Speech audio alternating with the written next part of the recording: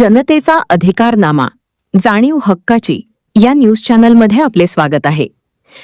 बेटिंगच्या जाळ्यात नगरसेवक, इचलकरंजीत IPL सट्ट्याचा महाभांडाफोड, गोट्या पोवारसह 9 जण गजाआड, 86 लाखांचा मुद्देमाल जप्त. इचलकरंजी शहरात सुरू असलेल्या अवैध IPL ऑनलाईन बेटिंग रॅकेटचा पोलिसांनी मोठा भांडाफोड करत नगरसेवक नितेश उर्फ गोट्या किरण पोवार याच्यासह आणखी 3 अटक केली. या कारवाईमुळे शहरातील राजकीय वर्तुळात मोठी खळबळ उडाली आहे. या प्रकरणात आतापर्यंत एकूण 9 आरोपींना अटक करण्यात आली असून पोलिसांनी तब्बल 86,93,230 रुपयांचा मुद्देमाल जप्त केला आहे. त्यामध्ये 26,28,000 रुपये किमतीचे 104 संगणक संच, मोबाईल, लॅपटॉप आणि इतर साहित्याचा समावेश आहे. हे सर्व साहित्य IPL सामन्यांवरील ऑनलाईन बेटिंगसाठी वापरले जात असल्याचे तपासात उघड झाले आहे. अटक करण्यात आलेल्यांमध्ये नगरसेवक नितेश उर्फ गोट्या पोवार, मनीष सांगावकर, सचिन हरगापुरे यांच्यासह अमेय बडवे, गणेश पाटील, अभिजित बडवे, उत्तमसिंग बग्गा, याकूब मुजावर आणि रिषभ पाटील यांचा समावेश आहे. शिवाजीनगर पोलीस ठाण्यात त्यांच्या विरोधात गुन्हा दाखल करण्यात आला आहे. अप्पर पोलीस अधीक्षक आनंदासाहेब जाधव यांनी सांगितले की पोलिसांनी तब्बल 30 ते 35 दिवस गुप्त तपास करून माहिती गोळा केली. पुरावे हाती आल्यानंतर 25 मे रोजी छापा टाकून मोठी कारवाई करण्यात आली. प्राथमिक तपासात या प्रकरणात 17 आरोपी निश्चित करण्यात आले आहेत. दरम्यान या बेटिंग रॅकेटचे धागेदोरे राजस्थानपर्यंत पोहोचल्याचे समोर आले असून पुढील तपासासाठी विशेष पथक राजस्थानला रवाना होणार आहे. अटक आरोपींना न्यायालयाने 30 मे पर्यंत पोलीस कोठडी सुनावली आहे. नगरसेवक गोट्या पोवार याला अटक झाल्याचे समजताच शिवाजीनगर पोलीस स्टेशन परिसरात भाजप कार्यकर्ते आणि समर्थकांची मोठी गर्दी झाली होती. आमदार राहुल आवाडे यांनीही पोलीस स्टेशनला भेट देत कारवाईची माहिती घेतली. या प्रकरणाचा सखोल तपास सुरू असून बेटिंग घेणाऱ्यांपासून बेटिंग लावणाऱ्यांपर्यंत सर्वांवर कठोर कारवाई केली जाणार असल्याचे पोलिसांनी स्पष्ट केले आहे. प्रतिनिधी सौ वंदना कोरे, इचलकरंजी. IPL बेटिंग चालू याची गोपनीय माहिती मिळालेली होती. त्या गोपनीय माहितीच्या अनुषंगाने पडताळणी करून पथकांची त्या ठिकाणी आम्ही स्थापना केली आणि त्या पथकाच्या मार्फत छापा टाकण्यात आला. छापा टाकल्यानंतर आपल्याला 6 आरोपी त्या ठिकाणी मिळाले. 6 आरोपी IPLचं बेटिंग घेत असताना आढळून आले. त्यातील काही आरोपी हे ऑफिसमध्ये त्याच्या घेत होते आणि काही आरोपी गाड्यांमध्ये बसून बेटिंग घेत होते.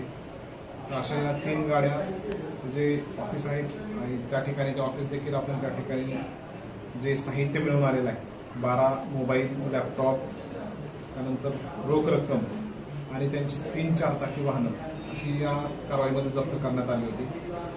तपास पुढे त्या ठिकाणी आणखी सखोल करून इतर 3 आरोपींना काल रात्री त्या ठिकाणी अरेस्ट करण्यात आलेले आणि 3 आरोपींना अरेस्ट केल्यानंतर जो मुख्य आरोपी आहे त्याच्या तपासामध्ये आपल्याला 104 संगणक त्यानं त्या ठिकाणी या IPL बेटिंगसाठी खरेदी केलेले होते. असे संगणक त्या ठिकाणी आज आपण सकाळी जप्त केलेले आहेत आणि असं एकूण मुद्देमाल 86,93,000 इतका या कारवाईमध्ये जप्त करण्यात आलेला आहे. या गुन्ह्यामध्ये एकूण 9 आरोपींना अटक करण्यात आलेली असून टोटल 17 आरोपी सध्या निष्पन्न आहेत आणि उर्वरित आरोपींचा शोध घेऊन त्या ठिकाणी आपण आरोपींवरती कारवाई करणार आहे.